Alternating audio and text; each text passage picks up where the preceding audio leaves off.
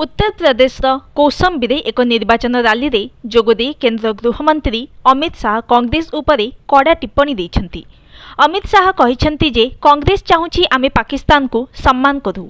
एही निर्वाचन रैली को संबोधित करी अमित शाह कहिछन्ति जे मणिशंकर आयर एवं फारूक अब्दुल्ला कहिछन्ति जे परमाणु बोमा थिबारु पाकिस्तान को सम्मान दियो।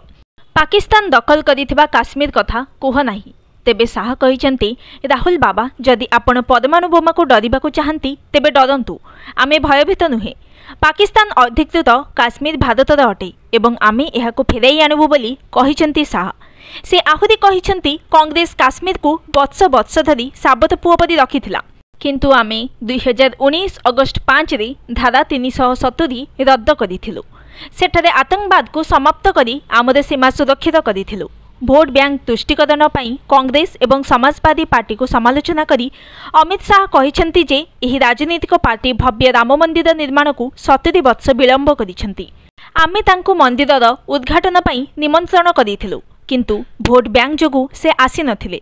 सेमानंकर भोट बैंक ही काशी विश्वनाथ मंदिर को भांगी देइथिला एवं मोदीजी एहाकु पुनः निर्माण करिथिले। गृहमंत्री लोकमानंको पचारिथिले जे जदि इंडिया ब्लॉक निर्वाचन रे जितिबो तेबे सेमानंकर प्रधानमंत्री किए हेबे? शरद पवार, ममता बनर्जी, उद्धव ठाकरे, स्टानिल हेबे ना राहुल बाबा? जदि कोरोना पुणी फेरी आसे तेबे लोकमानंको किए रक्षा करिबो?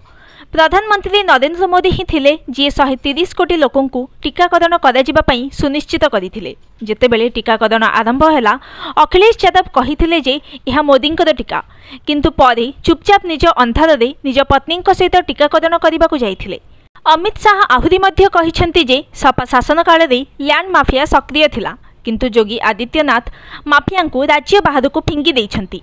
से आहुरी मध्य कहिछन्ति जे कांग्रेस सर्वदा डॉक्टर बी.आर. आंबेडकर को अपमानित करि आसुछि, किंतु आंबेडकर सहित जड़ित समस्त स्थान पुनः निर्माण करने को प्रधानमंत्री मोदी निष्पत्ति नेइछन्ति बोली कहिछन्ति गृहमंत्री Amit Shah. Bureau report, news today.